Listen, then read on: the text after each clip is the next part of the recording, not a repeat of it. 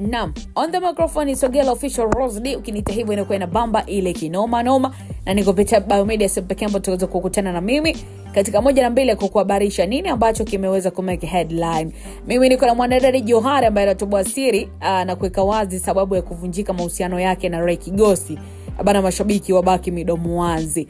Huyu ni mwigizaji mkongwe wa filamu nchini Tanzania, Blandina Changula, maarufu kwa jina la Johari. Yeye amefunguka kwa kina kiukweli kuhusu sababu ambazo zilipelekea kuvunjika kwa ndoa yake, akieleza ukweli ambao kwa muda mrefu ulikuwa ukizungumzwa kwa hisia na uvumi tu mtandaoni.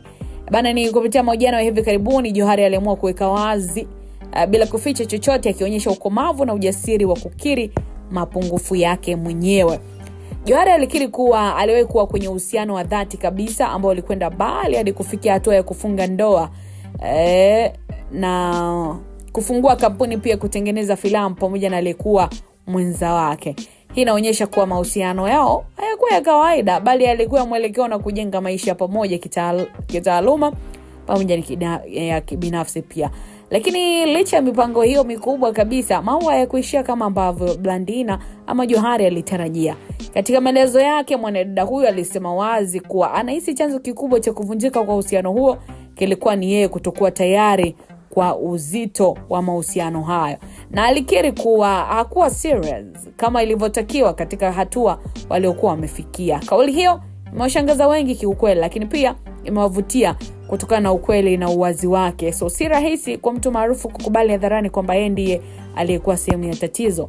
Lakini mbali na hilo, mwanadada Johari aligusia swala la umama kama moja ya sababu iliyochangia maamuzi yake. Yeye anaeleza kuwa yeye ni mama na kipaumbele chake kikubwa kilikuwa ni mtoto wake. So hakutaka kikweli kufanya maamuzi ya haraka ambayo yangemweka mtoto wake kwenye mazingira ya sintofahamu, hasa pale ambapo hakukuwa na uhakika wa mustakabali wa uhusiano huo.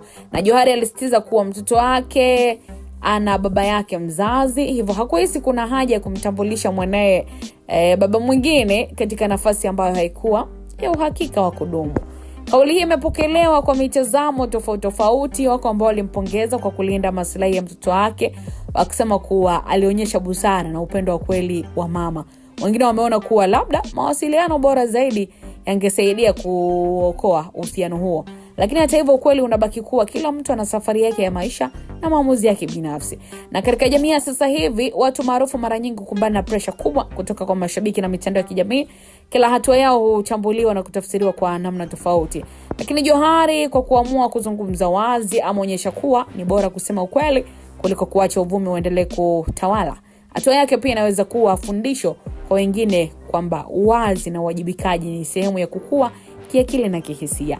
Maisha baada ya kuvunjika kwa ndoa si rahisi, lakini Johari ameonekana kuwa imara. Anaendelea na shughuli zake za sanaa na majukumu yake ya kifamilia bila kuyumba. Ameonyesha pia kuwa mwisho wa uhusiano si mwisho wa maisha, badala yake ni mwanzo wa kujitathmini, kujifunza na kujiandaa kwa hatua nyinginezo. Kwa jumla, simulizi yake mwanadada Johari inatoa funzo muhimu kuhusu mahusiano. Mapenzi yanahitaji utayari wa pande zote mbili, mawasiliano ya wazi na wajibikaji. Lakini pia kwa wazazi, maamuzi mengi hupimwa kwa kuangalia ustawi wa mtoto kwanza. Ujasiri wa Johari kukiri mapungufu yake hadharani ni ishara ya kukua, na inawezekana ama imeweza kusaidia wengine wanaopitia changamoto kama hizo kujifunza kuwa kukubali makosa si udhaifu bali ni nguvu.